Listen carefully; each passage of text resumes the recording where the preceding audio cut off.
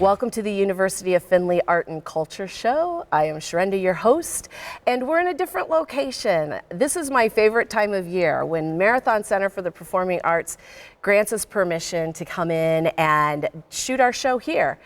And it's very apropos, I guess is the word, because we have a star in our midst. This is Mr. Derrick Knopsnyder. It's a very loose definition of star. In my mind, a shining bright star. I love that you turned it. She was not talking like that a minute ago, and she just turned her stage voice on. Like as soon as she was like, "We're rolling," and she's like, "Let me turn it on for you." And I was, that's impressive. I like thank that. you. Yeah. Thank you. Yeah. And it's not going to drop. We're going to stay pro until the end. So, Derrick, you are on a crash course national tour right now. Yeah, it's slowed down a little bit, but thankfully. But the last 15 weeks were insanity. Everywhere. Yeah. Yes. And so I know we talked yesterday, and you were over in the Pittsburgh area. Lancaster, yep. Yeah, and then you got up early this morning, and you're headed to your next gig. That's right. So, and we're like, what, 4 or 5 hours away? Yeah, a little over 4 hours, yeah. So, but thankfully, we were en route, and you said, "Yeah, I'll come over and do this." Absolutely. I would never say. Listen, my career's taken me. The best way I can describe it is I've been everywhere but famous. That is the best way to describe my career. But someone is only famous if the person that you're talking to knows who that person is. That's also fair. So you are very famous. That's also fair. I appreciate because it. I know who you are. That's fair. And you have become a known name in the world of comedy. Well, I hope so. I think so. I take that, yeah, for sure. So you are a stand-up comedian. That's it. It's my only employable skill. It's all I'm good at. And you're great at it. I appreciate you. That's awesome. When did you get your start? Like, did you go to kindergarten and they did a drawing, you know how they etch out and say, what do you want to be when you grow up? And Sure. you're like, this is it? Well, close actually. My pap was always one of those guys that had a joke, right? He always, like, anytime he met somebody, he had a joke in his pocket ready to go. And so I just around laughter my whole life. And then when I was 7 years old, I saw my first live stand-up show. At a fair, yeah. It was like, and it was like a real corny, like, you know, he's a radio guy that used to call in to be family friendly. Yeah, for sure, exactly, gotcha. yeah. And I just remember thinking like, oh, you can do that. Like I just never knew. And you know, I looked at both of my parents. They're both 5'7", very unathletic. I was like, well, I'm not an athlete, so I better get funny. And you know, and then I realized from that point, like that's what I wanted to do. So then my third grade talent show, I did his jokes, the guy that from the show, because I had his cassette, because that's how old I am. Yeah. And at that age, it's okay to steal material. For sure, yeah, absolutely. And we all give that to you. And the funny thing is, like, I didn't even understand the jokes, but the adults in the room laughed, and I was like, oh, that felt good, right? And I started doing it after my freshman year of college.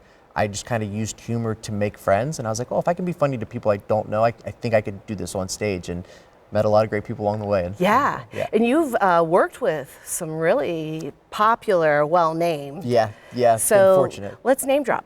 Sure. I mean, the biggest ones would be, I toured a little bit with Uncle Joey from Full House, which was cool. Know him well. Did some shows with the Impractical Jokers, which were really cool. And I did a COVID show with John Mulaney, which was really cool as well. So yeah, I've met a lot of people that I would have met. Mike Tyson, like people that I would never meet in my real life otherwise, for sure. And it's fun because comedy is not real life. Sure. People don't sometimes get that when they come out to a show. We're telling a story and they're like, it didn't happen that way. And you're like, my story, shut up. Yeah, it's artistic license. But people don't realize it is a character that you're going into. Sure. I feel like it's you exemplified, right? Mm-hmm. So like it's not like nobody is that wild in their real life, right? But you have to, you're on a stage, and comedy's a weird one too because it's just one person on a big stage, so you got to fill that space, right? So you have to be a little bit bigger than you normally would be. Absolutely. Yeah. And it's funny because there's a lot in social media right now with opinions on politics. And I made the comment yesterday to my dad, you could not pay me enough to be a politician. Sure. People are so rude. They just rip you apart, blah, blah, blah. And he goes, but you'll go on stage and be a stand-up comedian? What do you think they're doing to you? Right, yeah. But because it's a character, Sure. you walk off, you turn off, you go on and do your life. It's sometimes, it's still something you created, so you want them to like you. It's like, it's a very vulnerable, right? So like, if I guess I describe it like if you're in a band and the people don't like your song, they just don't like your music. If they don't like your stand-up, they're just like, they don't like you. So right, it's a weird, yeah, it's weird to true. disconnect from a little bit. Yeah, yeah. Here's the only thing I've ever learned about women. It does not matter how nice you are or how many shiny things you buy them. You will never, and I mean never, make them as happy as they are when they figure out that the dress that they're wearing has pockets. Here's one thing they won't tell you at college, but I don't work for your school, so I will. Did you know this? Fun fact, 1 out of every 3 college students won't graduate. Yeah, that's her, for sure. So let's have some fun. Here's what I want you to do. I want you to look to the person to your right. Now I want you to look to the person to your left. And if you looked right when I said look left, it's you. The biggest difference between a first-year student and everybody else on campus, first-year students look when they go into crosswalks.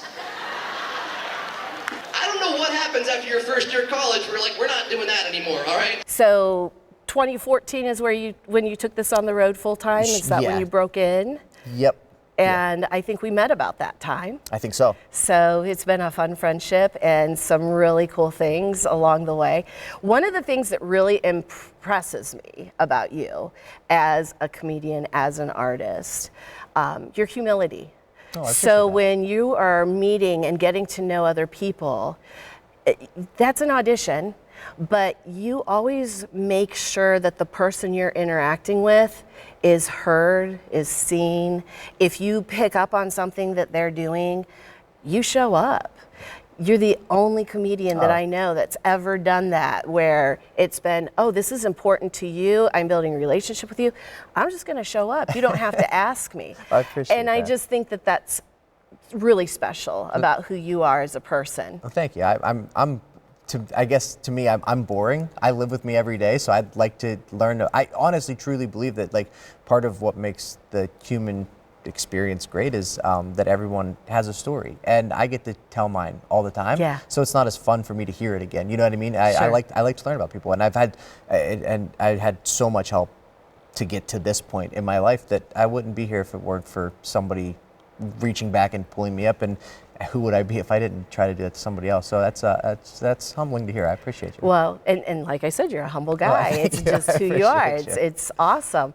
And yeah, let's talk about that. In the world of comedy, people don't realize it's a network. Sure. So you see the award ceremonies where you've got networking going on between producers, directors, actors, actresses, but there's a pretty close-knit network for comedy also. Yeah. I mean, it's like the 7 degrees of 7 degrees of Kevin Bacon is 6 degrees. Was that what? Yeah. It's like that a lot because, like, doing comedy, you'll work with somebody who opened for somebody, or you have a connection with so many really talented, famous people, and you're just like, oh, I could probably get in touch with them if I needed to, which is wild because it's a small community. Especially the more you do it and the longer you're in it, the more opportunities you're going to get to meet so many people that you're like, I would have never thought that was possible. Right. And when they realize that you are keeping that relationship true, they're willing to give more assistance. They're willing to do a little bit more support. I feel. Sure. Yeah, absolutely. I mean, it's hard to come in and just ask. You know what I mean? Yeah. You have to want to be there. Right. Because they get that all the time. I mean, there's so many people like, Absolutely. how can you help me? It's like, why would they? You know, and that just makes sense. So for sure, yeah. So, have you been to other parts of the world doing this? Have you stayed focused on USA? Yeah, just America. I've never been out of the country. Yeah. I've been to 47 states and I've not left the country. Yeah. And I can say you've been to 47 different countries because each state has its own Pretty much. personality. Pretty Some of much. them have their own dialect. Yes. So, yeah. Yeah, and some of them we shouldn't have. We don't need Kansas. Does this get played in Kansas? I'm not saying that. I am. We don't My need it. great uncle was From Kansas? Yes, and Yeah. he was the very first veterinarian that focused on exotic animals there. I didn't know you were related to Joe from Tiger King. That's awesome. No. Yeah. I want to claim that. Get that to Kansas. Yeah. He's only in jail for murder, so. Yeah, no, he wasn't the first. Not the murder. He wasn't the first veterinarian. Oh my gosh. Yeah. That's really cool. That's awesome. So what do you think of Central? Yeah, this it's building. Marathon Center for the Performing Arts. It was Central Middle School before that. Beautiful. So isn't it awesome that we get to interview here? It's the only time I've ever been excited about being in a middle school. Yeah. That is, Well, it's no longer a middle school. That's fair. That's why I'm excited then. Yeah. No, it's absolutely stunning because a lot of times you do, like, especially in the world that we live in, like doing a lot of college shows, a lot of times you're either in closets or like, you know, in a cafeteria. Those are always fun. I did a show in upstate New York, and it was like a 11 a.m. on a Tuesday, which is the great time for comedy. And I remember the show, it was going so poorly because it can't go well in that situation, right? Absolutely. The students are trying to eat. I'm interrupting them, right? Yeah. And they're still trying to wake up. And, 100%. Yeah, they hate me. There's not a situation where I win that. And I remember it was going so bad that the guy who was making the food walked over to the microphone while I was on stage, and he was like, I can't find number 38. I need you to yell, number 38, your food is ready. And I was like, and maybe after I'm done doing this, I'll walk into traffic. Like, why are we? And then I get pulled over on the way home from the show, and the cop was like, where are you coming from? And I was like, oh, I'm coming from, you know, school or whatever. And he was like, oh, you're a student? I was like, no, I was doing a show. And he's like, oh, what do you do? I was like, you never want to tell a cop you're a comedian. I was like, I'm a comedian. He's like, and you're already done with your show? It was like 2 o'clock in the afternoon. He's like, you're already done? I was like, yeah. He's like, what time was your show? I was like, 11 a.m. He's like, who does a comedy show at 11 a.m.? I was like, criminals. You should arrest them. I'm the victim here, all right? This is not my fault. So I did get out. He's like, how was the show? I said, it was 11 a.m. in a cafeteria. Whatever ticket you're about to give me, it was worse than that. and I was calling food numbers.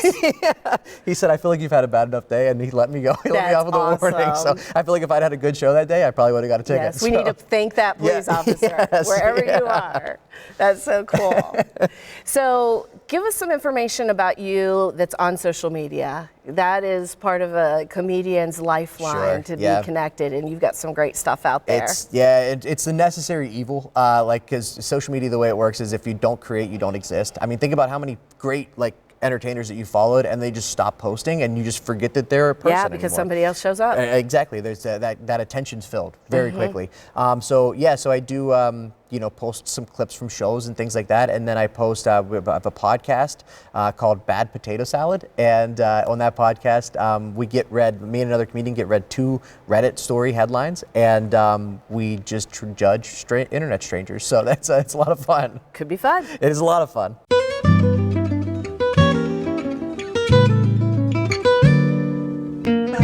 Welcome to Bad Potato Salad, the show where Mike and I judge other people on the internet. Judging sounds harsh. But that is what we do. About a month ago, my brother called me asking for help and confessed that he had gambled all of his son's money and lost it. You have to make sure those are locks. You can't just be putting 12-team parlays together. If you're going to be mad at me about this, be mad at Brett Favre. Yeah. He threw the interception, not me.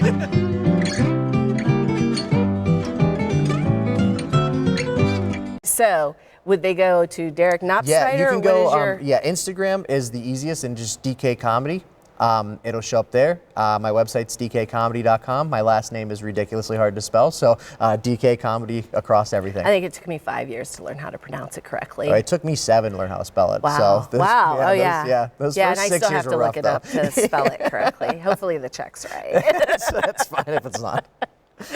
Well, thank you so much for stopping by and having this visit. It's so good to see you again. Good to see you as well. Thank you for having me. I really appreciate it. I'm excited for tonight. Yeah, and look forward to seeing you down the road. Sure. Yeah, let's do it. Hershey, it's coming up. Yeah. March. Yep. Yeah. I will be there. So great. Good to see you. Thank you. And thank you. Go grab yourself something to drink. Watch this fun PSA. We'll be back in a minute. Why do you want to go to college? To become something more? To find your line and go beyond it? To make someone's life better? To start on a path to a productive career? That's why the University of Findlay is here. Since 1882, a community of passionate learners, inspiring the best in each other.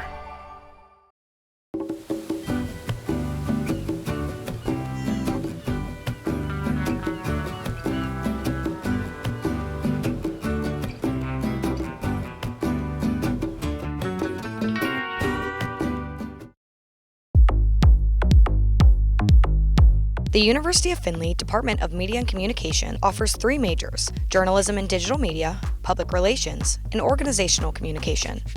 Comm majors have the opportunity to be leaders in our on-campus media outlets, including UFTV, 88.3 WLFC, and Pulse News, our award-winning student newspaper. Students can join the Pulse Media Club and participate in a number of digital media production events and experiences.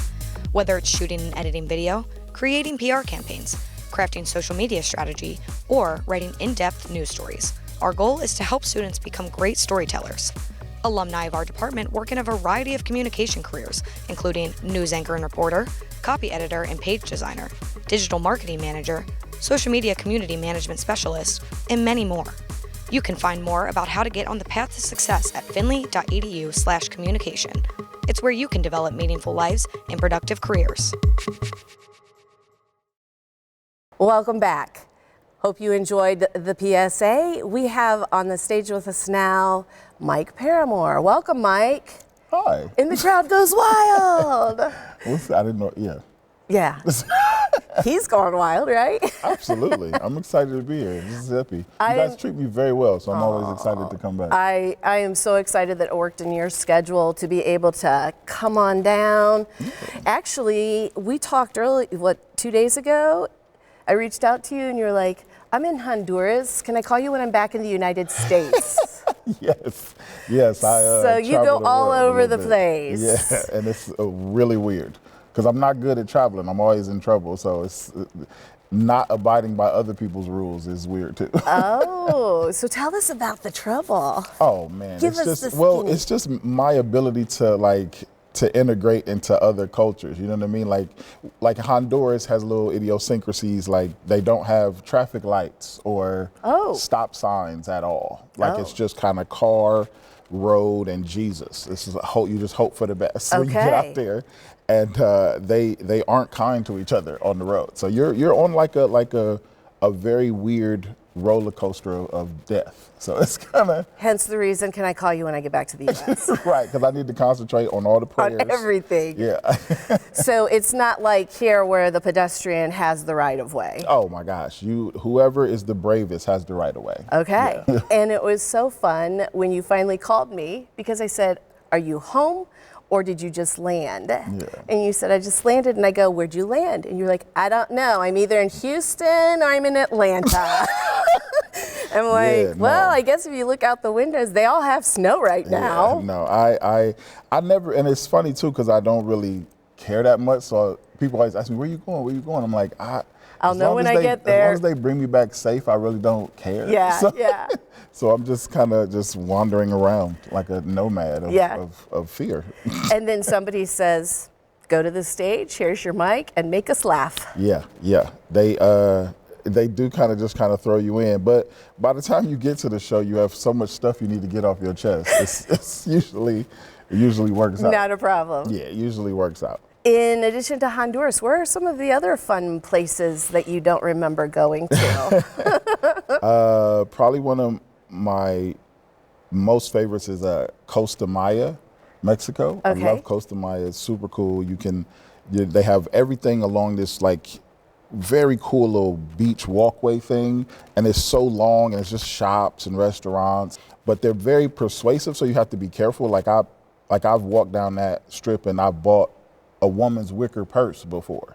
And that kind of would look odd on you. He was it matched my eyes and it changed color in the sun. He was very persuasive. Yes. That's what I'm saying. And then one dude I bought several cigars from, and I've never smoked a day in my life. But I needed something to put in the woman's wicker purse. So there you go. Okay, so your next favorite spot? I absolutely to Alaska, to be honest. Actually. Yeah? Alaska was kind of cool because I'm more of a laid back, relaxed dude. So the scenery in Alaska is bananas. Every angle you turn your head is a different screensaver. So it's obnoxious. You know what I'm saying? But I'm a very simple dude. If you put me anywhere, I can relax or have fun. I'm very adaptive and just let's do it, whatever. Let's do it. You know what I'm saying? Yeah. And that's what makes you, I think, a great stand-up comedian, because when you're on stage, I will hear people say, I just want to go up and pinch his cheeks. Oh, he's so cute. He's a teddy bear. I think we spend so much time trying to get the opposite sex to understand us that we fail to try to understand the opposite sex. That's why we always missing each other. You can tell our compliments, we always missing each other. Men, we compliment women on things that we like versus something they may want to be complimented on. And I think y'all do it to us too, ladies. I get this all the time and it irritates me to death. Oh, hey, Mike, you kind of cute. You look like Winnie the Pooh.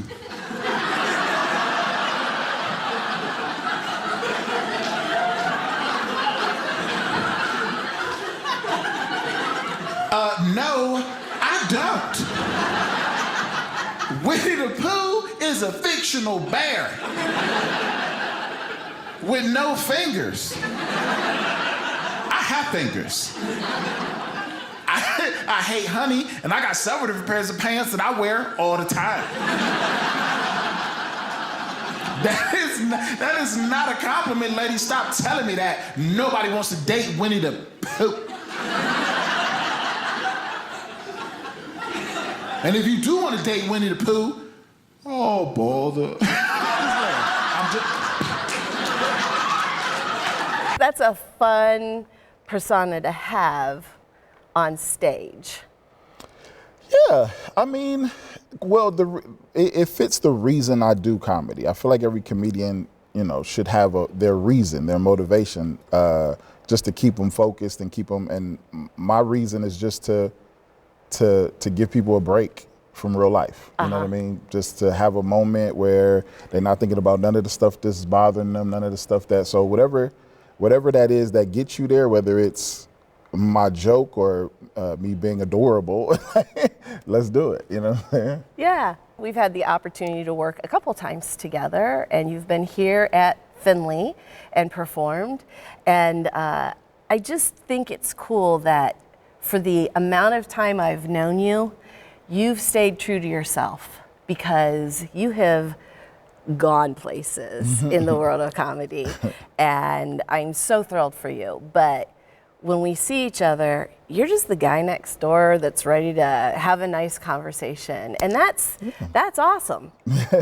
Well, to be honest, I'm not supposed to be doing this. You know what I'm saying? Like I'm not a center of attention type of person. So the fact that I do comedy for a living, like if you just tell anybody that I grew up with, they'll be like, we can't be talking about the same dude.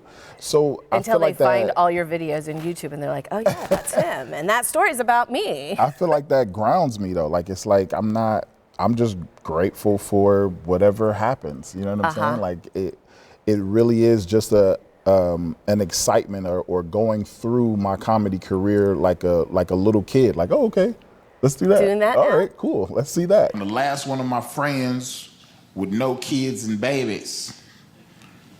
So it makes it hard for us to relate. We don't do the same stuff no more. I went over to my dude Jeff's house to go visit him and his boys. I walk in the house, Finding Nemo's on TV. That's what's supposed to be on TV. You got little kids. I'm not worried about that. I'm actually a big kid myself. I actually kind of get into Finding Nemo. This is my favorite belt buckle. I'm a big kid myself, so I didn't have a problem with that. I sit down, I actually kind of get into the movie. Here's where I got upset, okay?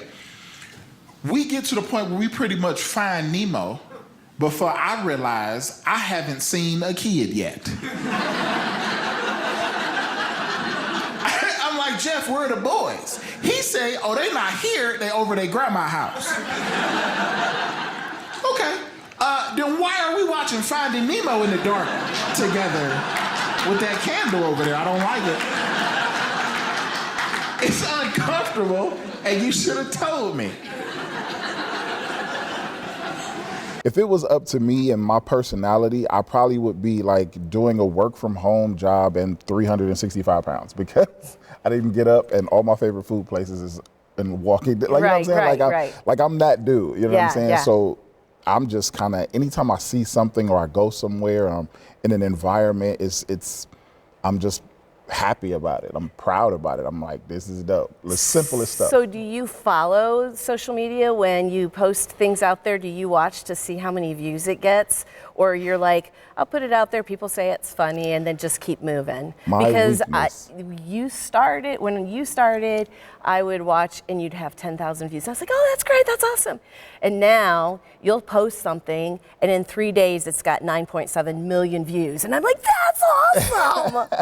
I don't look at that stuff for 1 second. It freaks me out. I don't like I don't like the idea. So it's there for everybody else. I don't like the idea of you can just click on any time you want to, wherever you want to, and just my face pops up. Like that's weird.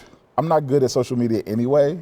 You know what I mean? Like I'm not, because of that admiration I have for the moment that I was telling you about, like I'm not supposed to be. So I get stuck in moments. I'm a fan of moments. So it's very hard for me to think to pull out my phone and record the moment. I'm kind of like, I'm into the moment. I didn't even think about my phone. That was dope what I just saw. And then after it's over, I'll be like, I probably should have posted. I probably should have recorded that. Yeah.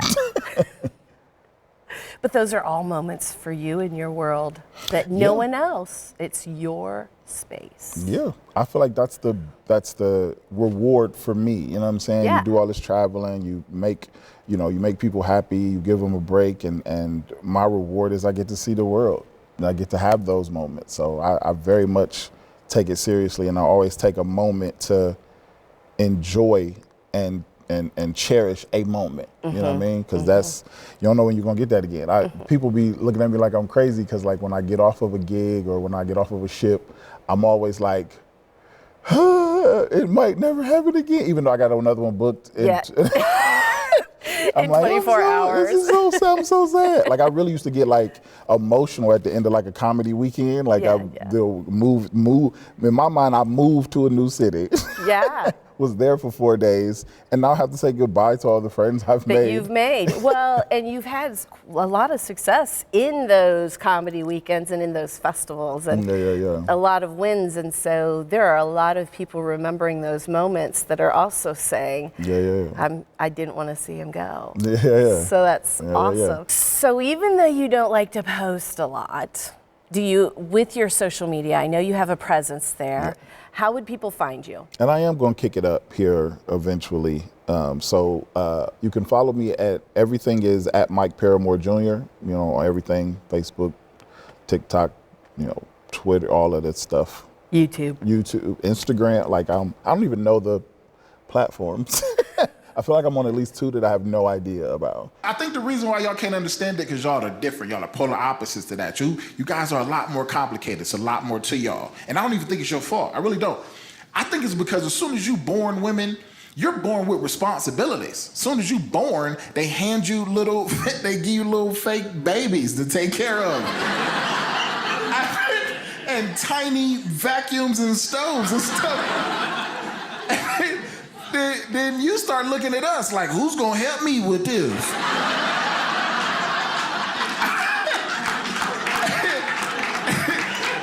Lady, I'm 7. I don't care about that baby. I don't know why it's crying. Take the batteries out. I didn't give it to you. My G.I. Joe don't cry. You got the wrong toy.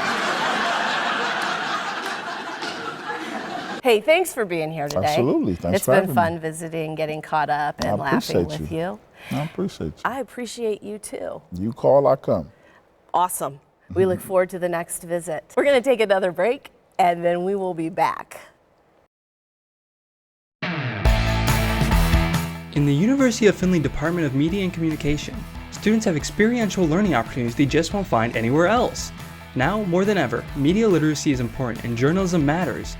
Young journalists at UF have a fun yet challenging opportunity to work with experienced professors and longtime journalists to develop their craft. At the award-winning student newspaper, The Pulse, students develop their journalistic and digital media skills as they cover campus news, events, and features. Calm faculty and staff are always willing to help students connect to a professional in a variety of communication fields. It's here where you can develop meaningful lives and productive careers.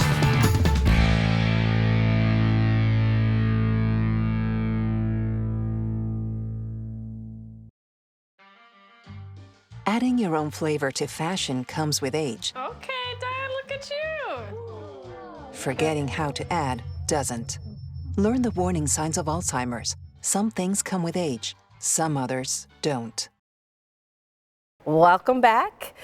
Hope you enjoyed that break. You've had two, so you're ready for the third interview. We are excited to welcome to the stage Mr. Azeem. Hey, how you doing? Good. Welcome, welcome. I'm glad to be here. I am thrilled you're here. Look, that's how I want it. And them eyes say it all.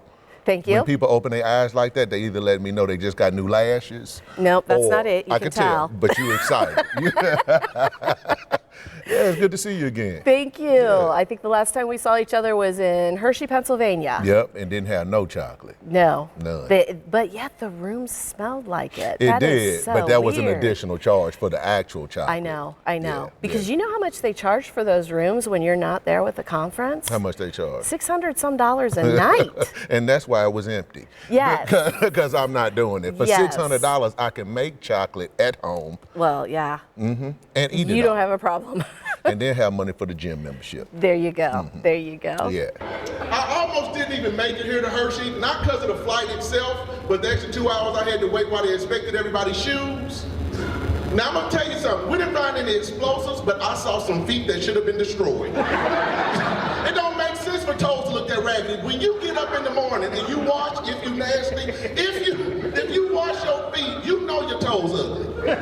Anytime your foot hide up under the bed and don't want to be discovered, you know that's an ugly foot. When you get ready to be with your partner, they say, hey, can you put your socks back on? Because, seriously, because one lady's foot was so rough it exfoliated my leg.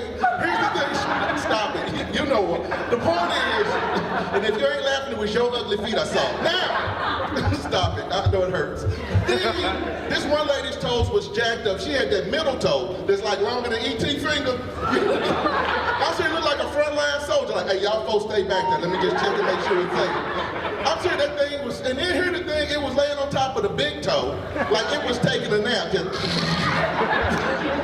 Y'all laughing, that thing was crossed over like it was trying to break a promise. Now, shut up, she's superstitious. So Azeem, how long have you been in comedy?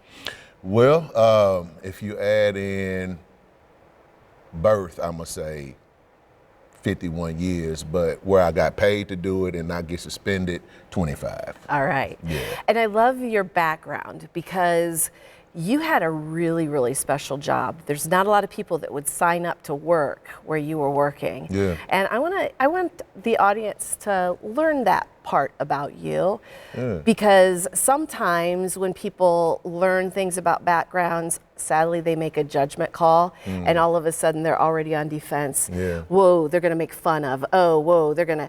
But I think that you totally took it a different way. You saw the struggles and you found a way to give them some life back. Oh yeah, so tell us about this. So basically I started out, worked for the Department of Mental Health for the state of Missouri, working with persons with intellectual disabilities.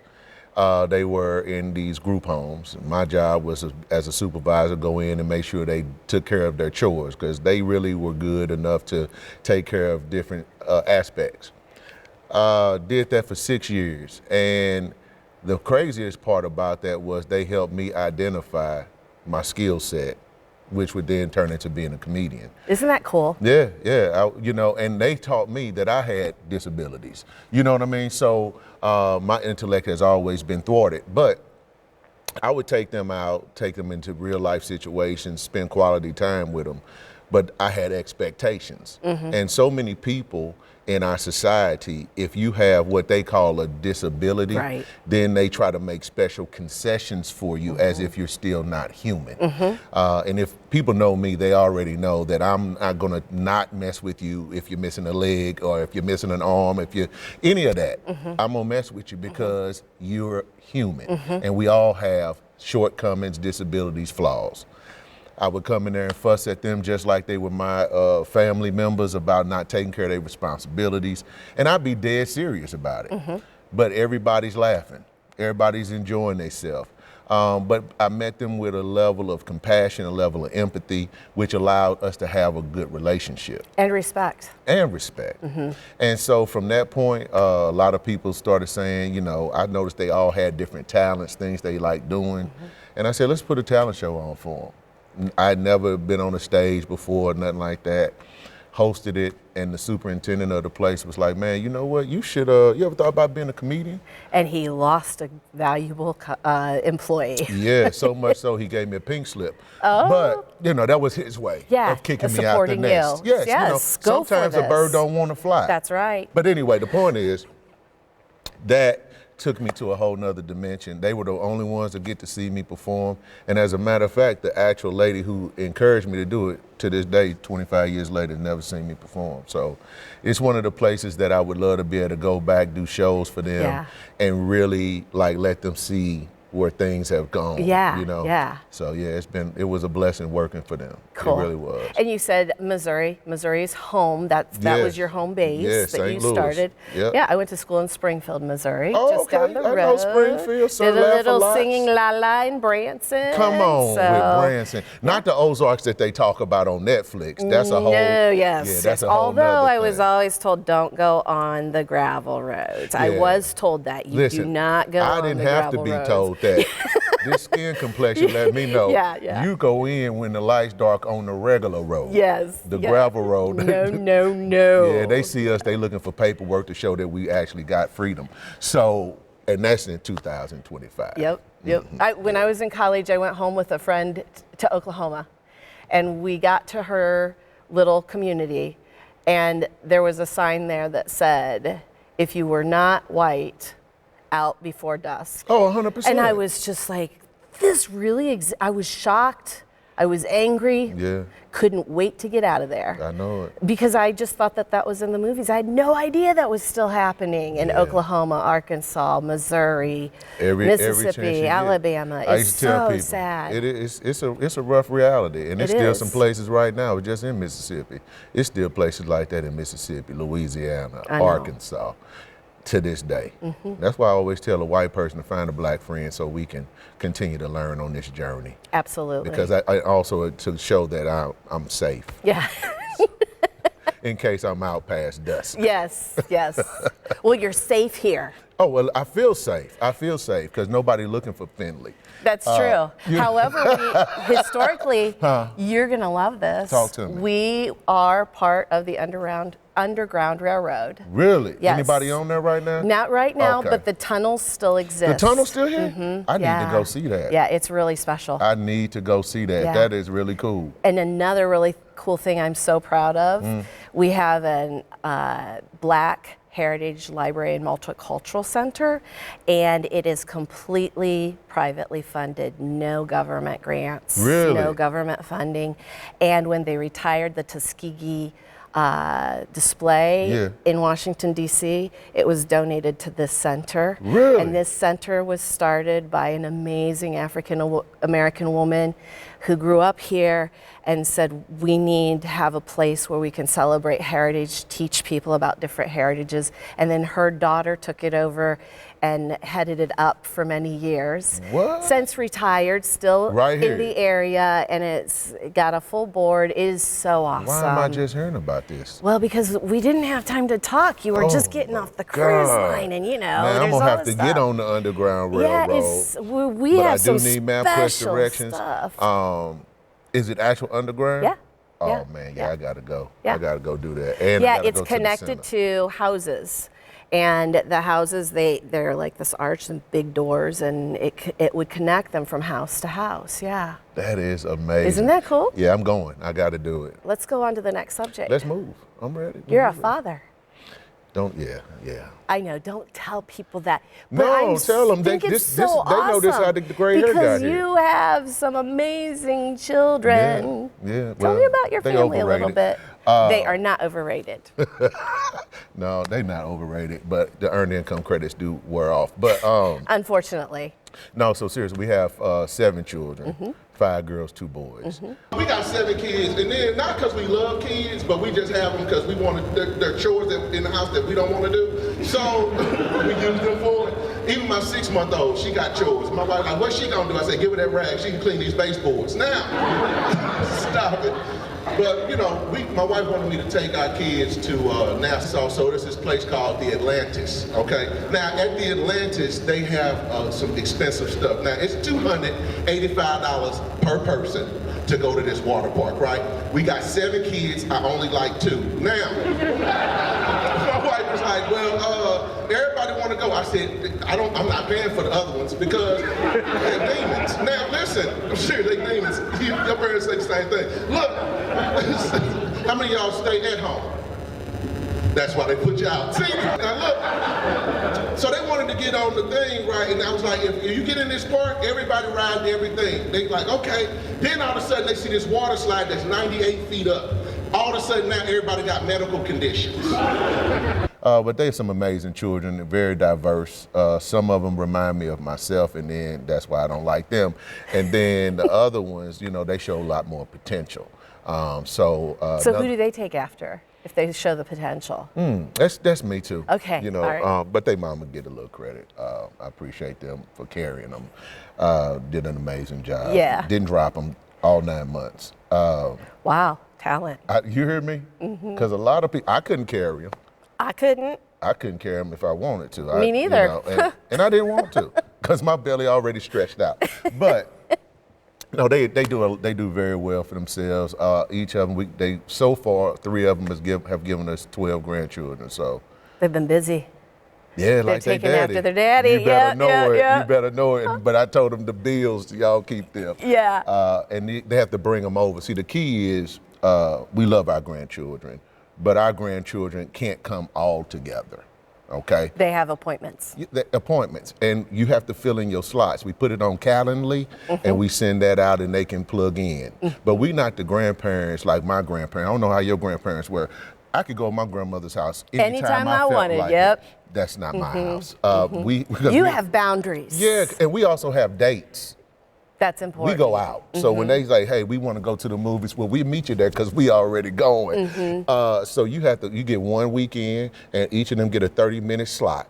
We give them a lot of candy, take them out, feel like trick-or-treating, and then we send them home. Send them home. Yeah, because that's where they loaded, live. ready to go. Yeah, guns loaded. I even put it in the IV drip, just so they up all night with their family. Yeah. Because I want them to remember this is what you did to me. This is how and I want to it's pay created. it forward. Yeah, absolutely. That's very generous of you. Yeah, it's what I do. I'm so happy to know that you're a father making a difference in these grandchildren's if I don't leave a lives. legacy for these babies, who's going to do it? That's very true. That's right. So let's talk about your tours. Okay. You have been on 5 continents, is that correct? Yeah, and 5, is it 27 or how many countries? This is so 46 awesome. 46 now. 46. Yeah, I need to tell the PR place to step In 20, that up. how many years? 25 years, 46 countries, 5 continents. Yeah. So most of my traveling out of the United States is usually with a lot of foundations. I do a lot of humanitarian work to help raise money from the whole Palestine peace to children that's in need all over the world. People send me over to help raise money, and I would say in the past 15 years, I've helped raise over $100 million to take care of humanitarian aid and water for children in different countries and food banks and so forth. So it's been a really rewarding experience, you know, to know that you can do something and your talent can take you places, you know. And so I've always wanted to travel the world, even as a young man, but never would have thought I could afford to do it. And for God to give me a gift that allows me to do that all over the world makes me feel good. Yeah. Yeah. That's really special. Yeah. There's so many people out there that have potential. There's very few that say, I'm willing, send me. So that says a lot about you. True. That's true. And it says a lot about your wife, because I'm sure she wasn't able to go with you all those times. No, but she and we hear that saw often. the importance of it. Yeah. And so that's I've often heard a cool that she's not been sacrifice. able to go with me often. You know, but it truly though, it's a big sacrifice for her because It is. you know, a lot of times when you're doing your path, you just see your path. But you really need to be able to step back and look at what other people that you've invited into your life are sacrificing and giving of themselves. So to be home, taking care of the children, the family, keeping the home safe and allowing me a place to feel comfortable to come back to, it's really, you can't really put a price on that. No. You know, I've tried and she's always sent it back Yeah. as insufficient. She's like, try again. Yeah, Yep. yeah. Because I don't know the rate that's charged for that. So if somebody wants to, I know you're all over the internet. You have some crazy fun stuff out there. Okay. If somebody wants to follow you, get to know you better, how would they reach out to you in social media? So they can reach me on at Azeem Comedy, Azeem Comedy. If they don't know how to spell that, turn this YouTube off, or at least go to a tutorial on letters. Yes. Because this not for you. But no, Azeem Comedy. You can find me on Facebook for people that are at least 45 and up. Yep. Instagram for those people that's about 35 and up. I say this with respect. I usually say TikTok, but if older people are watching this, they think their time is up. Yep. So I would just recommend those 3 channels. They can find me, and on YouTube as well. So yeah. One other thing I want to chat with you about before we wrap this up.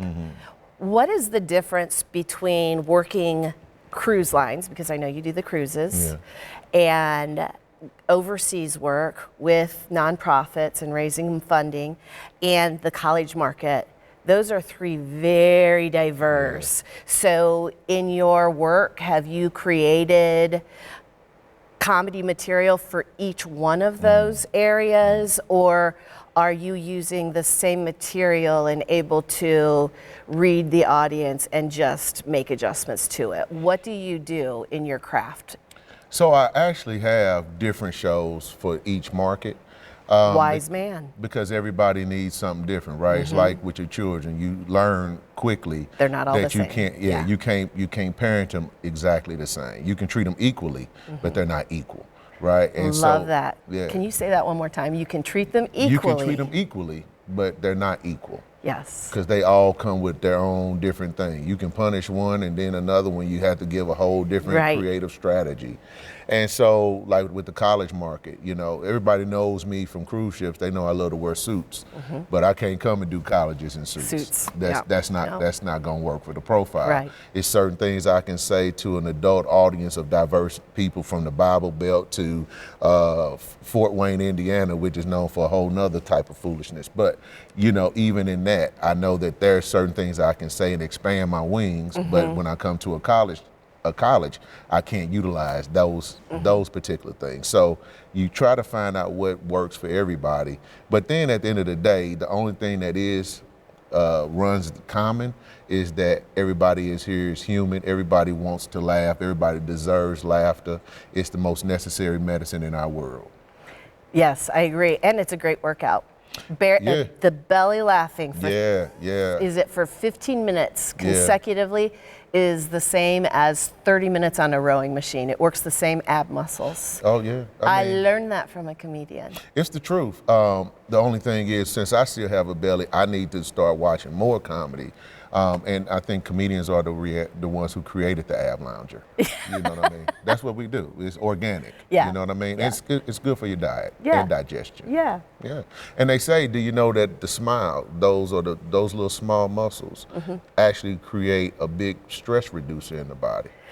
I wish it would work for me, because I smile all the time. See, and imagine if you didn't smile. We wouldn't be talking today. We wouldn't. You see what I'm saying? Because you still have some stress. And for you to smile, well, okay. Thank you for being here today. No, thank you. It was my pleasure. I'm glad I was able to be here. I am too. Yeah, I'm going back on the railroad, though. I know. You're going back on the road. No, I'm going on the railroad. Yeah. It might be somebody from a gravel road that went through the Lake of the Ozarks. No. No, not here. All right. No, All they right. stayed down there. Thank you, though. Thank you. That's my pleasure. And thank you. We hope you've enjoyed this annual fun Comedy Jam interview. It's always a pleasure to do this every year. We thank Marathon Center for the Performing Arts for giving us permission to use their amazing stage and auditorium. And we thank you for listening and hopefully laughing. Until next time, be well.